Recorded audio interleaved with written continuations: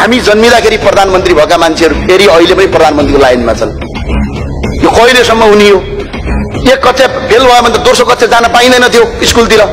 यहाँ त 5-5 पटक 6-6 पटक फेल भयो भने फेरि प्रधानमन्त्रीको लाइनमा लाग्नुपर्ने। यो देशमा कर्मचारी सुरक्षित छैन, सुरक्षाकर्मी सुरक्षित छैन, पत्रकार सुरक्षित छैन, स्वास्थ्यकर्मी सुरक्षित छैन, शिक्षक सुरक्षित छैन, युवाहरू सुरक्षित छैनन्, कलाकार सुरक्षित छैनन्, उद्योग व्यवसाय सुरक्षित छैन। सुरक्षित सिर्फ माफिया र बिचौला मात्र सुरक्षित छैन। जन्मदेखि मृत्युसम्म करै कर्तिरहेछ। न शिक्षा दिएको छ, न स्वास्थ्य दिएको छ, न रोजगारी दिएको छ। कति निशुल्क दिन्छौँ हामी?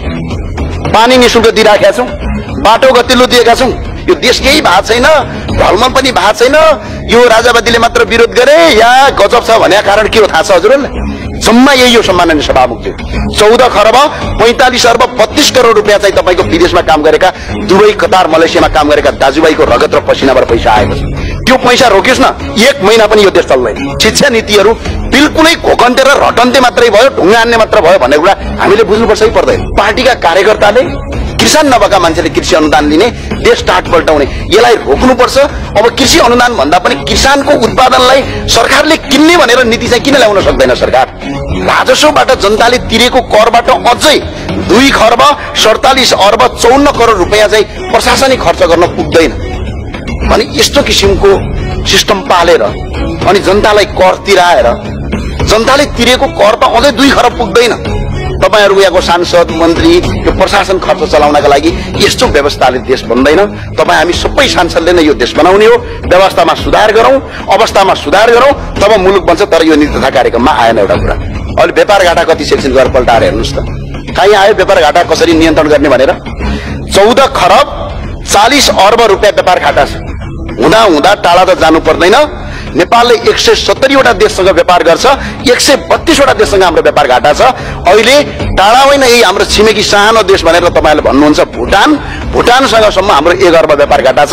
अहिले जसले पनि यहाँ भन्नुहुन्छ इथियोपिया जस्तो देशसँग हाम्रो 28 करोडको व्यापार घाटा छ। अनि यो कुरालाई नियन्त्रण गर्नुपर्छ भनेर नीति तथा कार्यक्रममा आएन। अनि जनताले चाहिँ कर केका लागि तिर्ने? अब ऋण ल्याएको ल्याइ गर्नुपर्ने। अब मभन्दा अगाडि तपाईहरु सांसद हुनुभएको 74 सालमा हाम्रो सार्वजनिक ऋण कति थियो? 8 खरब थियो भरि गरे। तपाईहरुले संघीयता र यो के प्रदेश लागू गरेपछि आज कति पुग्यो? 26 खरब 11 अर्ब 6 करोड आजको साथमा। अनि यो पैसा कसले दिन्छ?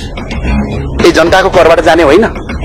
ऋण ल्याउँदै अनि यहाँ भएभरका नेता र छोटे नेताहरू पाल्दै गर्ने भने त देश त उद्योगतितिर लाग्ला नि त। देशको अवस्था त्यस्तो। अर्को होइन, पेट्रोलियम पदार्थमा कति गयो पैसा? 3 खरब 54 करोड 40 लाख रुपियाँ गयो। कमसे कम विद्युतीय गाडी चलाउनु पर्छ भन्दाखेरि कुलमान घिसिङलाईसम्म हटाउन पछाडि पर्नु भयो तपाईहरु। जहाँ पनि आफ्नै मान्छे चाहिने, कमसे कम देशको कुरा चाहिदैन। कमसे कम बिजुली बत्ती र सुशासनको कुरा त थियो त हिजो। एकजना कर्मचारीले केही चाहे भने त गर्न सक्छ भन्ने कुरा त देखाइएको थियो त। हो तपाईहरुको राजनीतिक आस्था मिलेन होला, मन्त्रीले भनेको आदेश मानेन होला, तर देशका लागि त राम्रै काम भएको थियो नि त। अनि यत्रो पैसा विदेश जानु भन्दा यहाँ कमसे कम विद्युतीय गाडी प्रयोग गरेर आज देश बस्थ्यो, त्यो कुरा भयो।